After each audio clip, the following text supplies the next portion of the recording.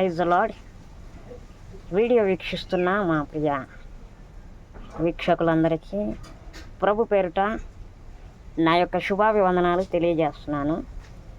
ఈరోజు మరి మట్టల ఆదివారము మనము జరుపుకుంటా ఉన్నాము.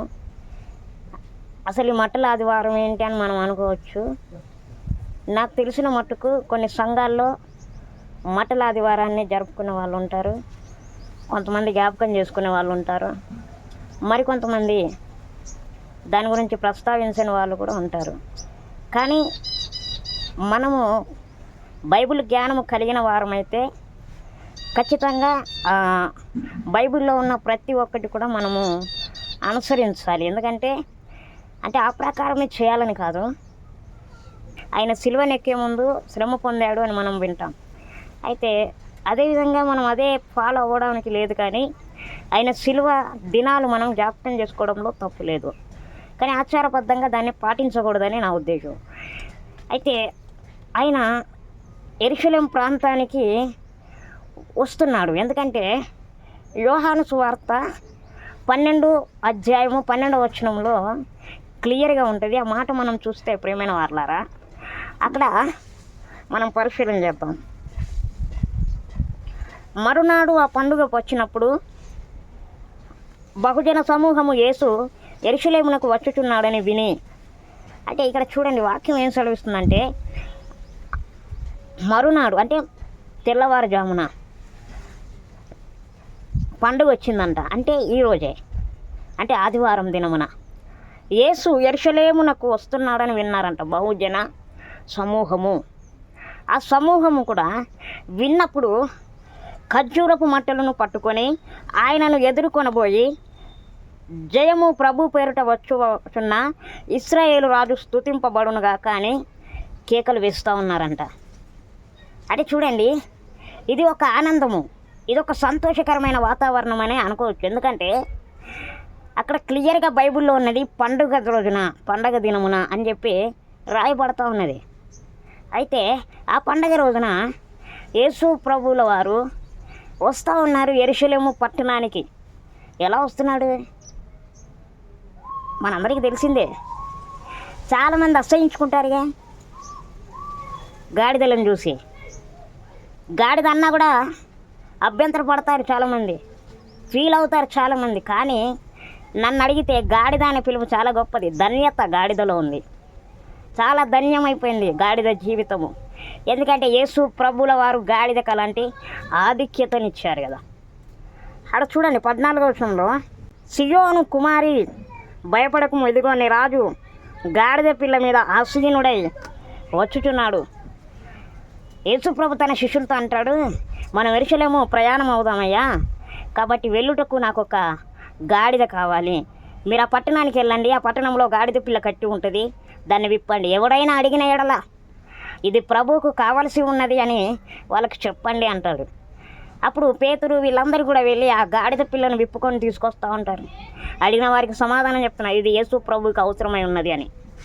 మరి ఆ గాడిద పిల్ల మీద ప్రభువైన యేసుక్రీస్తుల వారు యెరూషలేము ప్రాంతానికి వచ్చుచున్నప్పుడు బహుజనము సమూహం అంతా కూడా విన్నప్పుడు వాళ్ళు అనుకున్నారు, అయ్యో మన పరిశుద్ధుడైన దేవుడు వస్తూ ఉన్నాడు కదా, ఈయనను ఎదుర్కోవాలి, మనం సంతోష గానాలతో జయధ్వనులతో ఆయన ముందుకు వెళ్ళాలి అని చెప్పి ఆయనను ఆహ్వానించాలని చెప్పి వాళ్ళు ఏం చేస్తారంటే, వారి దగ్గర పూలు లేవు, వారి దగ్గర విలువైన వస్త్రములు లేవు, కానీ వారు ఏం చేశారంటే వారి విశ్వాసం కొలది వారి చేతిలో ఉన్న వస్త్రములు, అలాగే ఖర్జూరపు మట్టలు అవన్నీ తెంపుకొని కూడా యేసు ప్రభుని ఎదుర్కొనబోతూ ఉన్నారు. అందుకనే మట్టలు అనేవి బైబిల్లో ఉన్నాయి కనుక వాటిని జ్ఞాపకం చేసుకోవడంలో తప్పులేదు.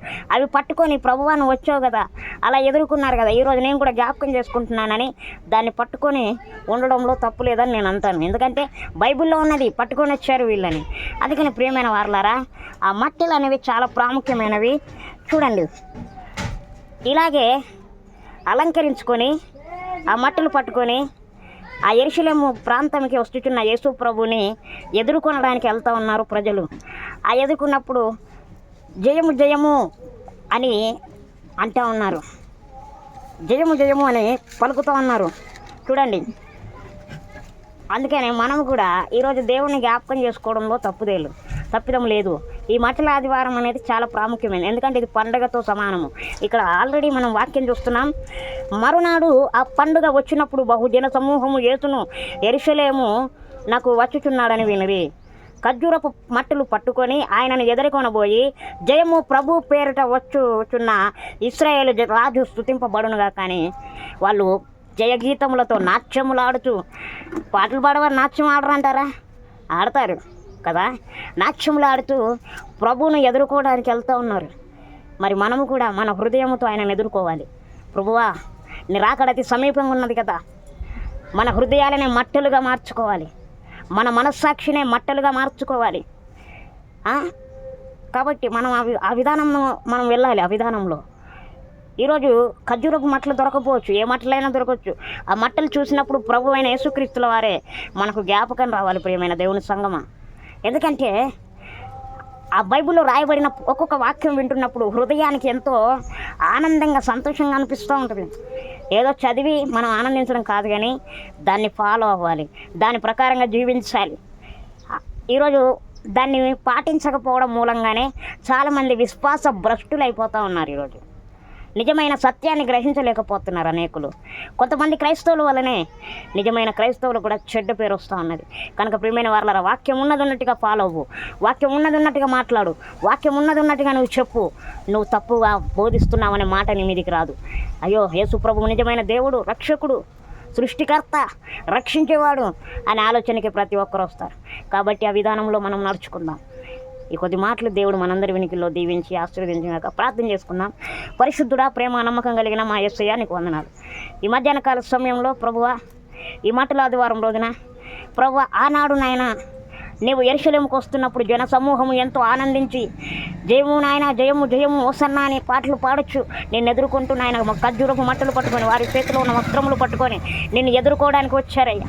మరి ఈరోజు మా హృదయం అనే మట్టలను మేము పట్టుకొని మేము మీకు ఎదురుపడాలయ్యా. అంతే సంతోషంగా, అంత ఆనంద గానములతో నేను ఎదుర్కోవాలని ఆహ్వానించాలయ్యా.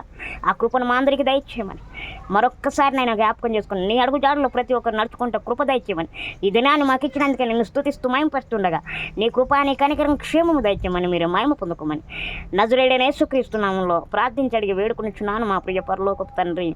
ఆమెన్. థ్యాంక్ యూ అండి. God bless you. దేవుడు మిమ్మల్ని అందరినీ దీవించునుగాక. ఆమెన్.